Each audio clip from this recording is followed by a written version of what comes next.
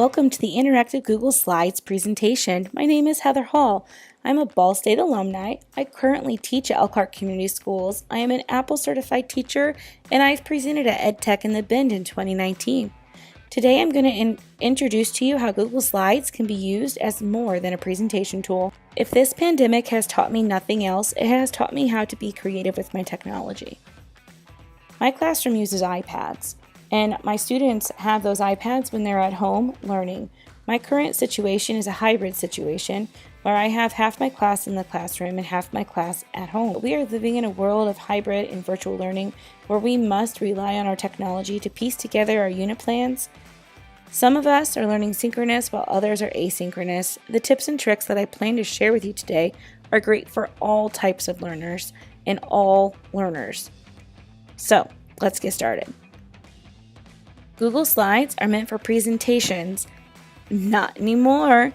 We're going to be using them to create class manipulatives and interactive worksheets, and you can even use them for a collage. What fun can we have with Google Slides? Let's go.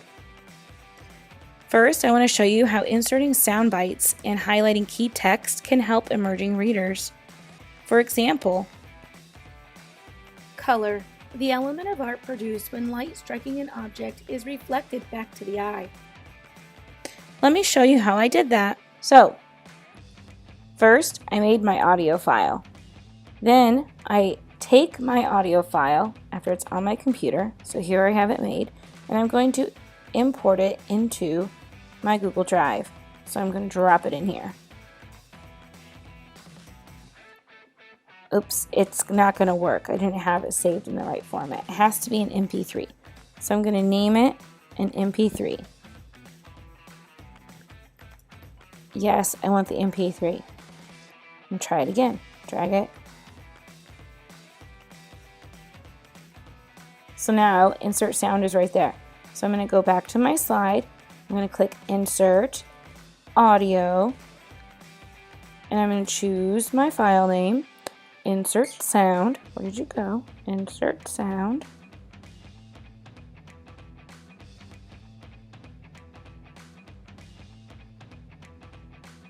I don't see it. There it is. Insert sound. And I'm going to tell it select. And now it's going to bring in my sound bite. So when I have my sound here, I have this format option that pops up, and I can let my students click it if I want people to read it instead, or I can tell to play automatically. I like it to play automatically. That way they don't forget to click it. I can have it loop the audio, I can stop it when the slide changes, or I can hide the icon when I'm presenting, which means it goes away. So it would look like this. Inserting sound bites help emerging readers because it reads to them. You can follow my video again, or you can refer to these notes right here, which are the steps-by-steps on how I inserted that soundbite. Remember, you can choose for it to be on click or to play automatically, to loop, or to not stop when you slide change. You can also hide the icon when you're presenting. These things right here are how you control that soundbite. Another thing I've been doing with my Google Slides is making interactive worksheets. And when making interactive worksheets, there's no reason to keep the page set up as a traditional Google slide. So I like to click on Page Setup and change it to be a different size, like 8.5 by 11 to mimic a worksheet. So I'm going to show you how I made this interactive worksheet for my students. First, when you're in a Google slide, you can go to File, and you can tell it Page Setup. Right here, you're going to click on Custom, and you're going to choose whatever size you want your Google slide to be. If you want it to be 10 by 10, so be it. Let it be 10 by 10 and it will make it a square for you. If you want it to be 8.5 by 11, think about it in terms of how big the page will be and apply it, and that's how big it will be on their screen. I already have all this created. So first step, make your worksheet. What do you want it to look like? Go ahead and get it made.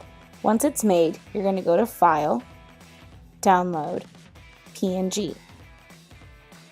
Now I'm going to download this slide right here because right now everything can move and everything can be typed on and edited, and I don't want that. I don't want my students to accidentally mess up their notes. So this is a worksheet that I want them to be able to use and go through a presentation that I've created a video of and fill it in, because this is for when they're at home learning instead of being in my classroom. So now that I've downloaded the slideshow, I'm going to go into a blank slide to prepare it, open it up, choose background, choose image, browse,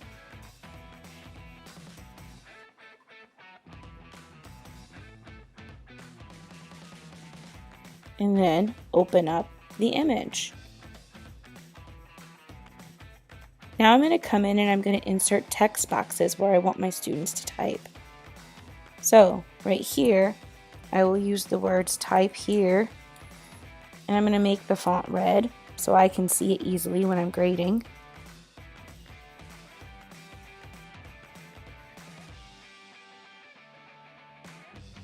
And I'm going to copy, and I'm going to paste.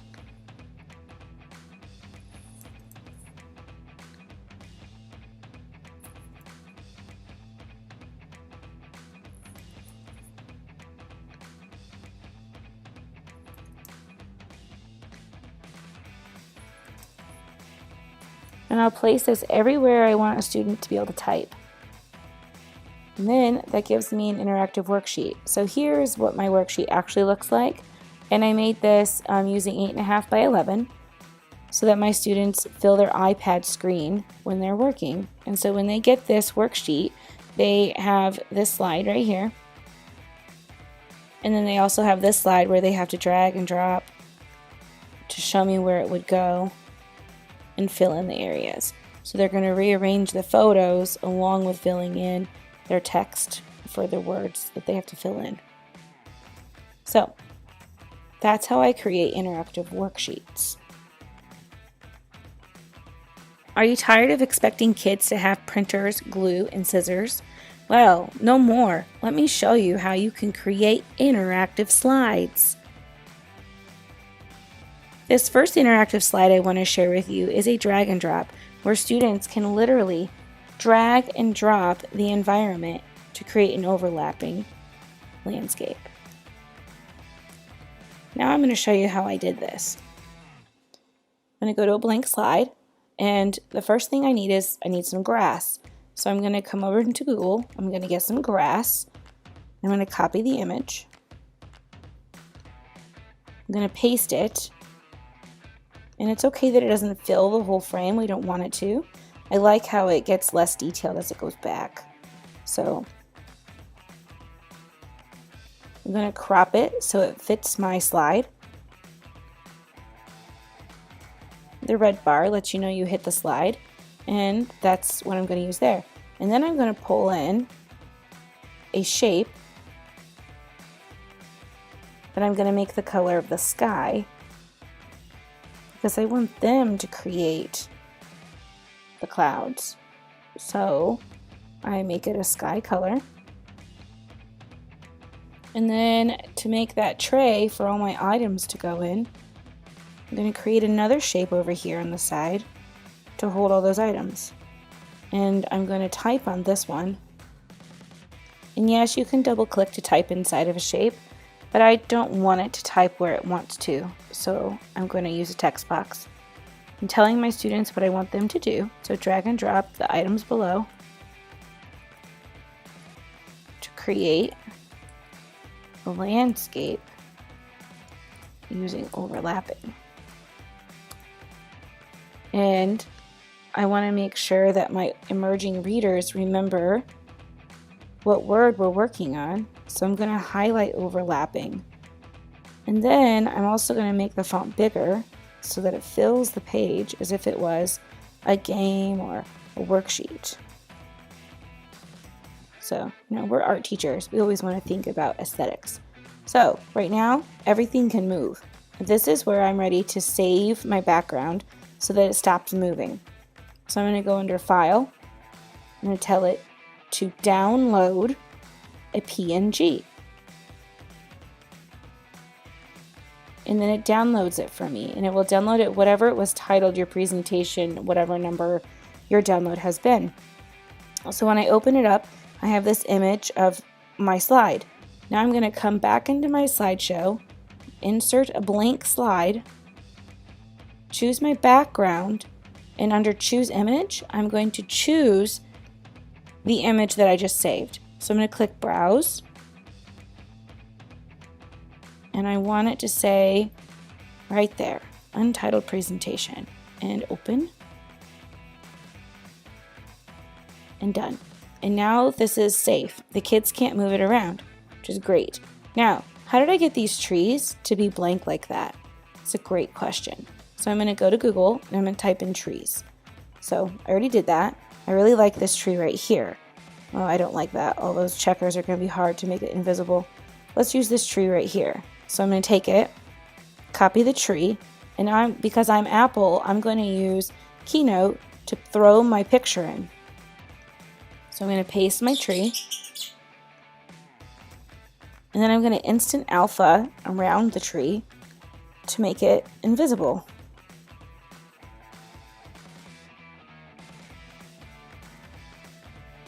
I think I got it all. Yep, so I can check it there. There's still some white, so instant alpha.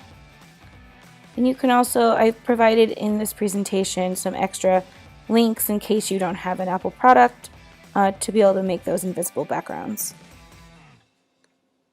So now I copy and paste back into my Google slide. And I have my tree. And I'm going to do that for all the elements that I want the student to be able to interact with.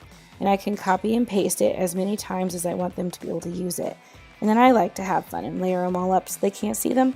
So that's how I created my interactive, manipulative space slide.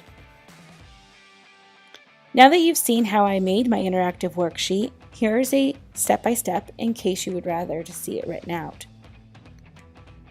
Now, how I made that transparent background, you can use Pages or Keynote like I did using Instant Alpha, or you can use Capwing or remove.bg. These are two websites that allow you to remove the background for free.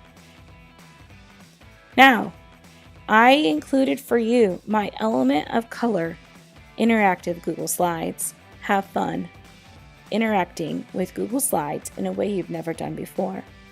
I hope you enjoy your 2020-2021 school year, even though we are virtual and hybrid.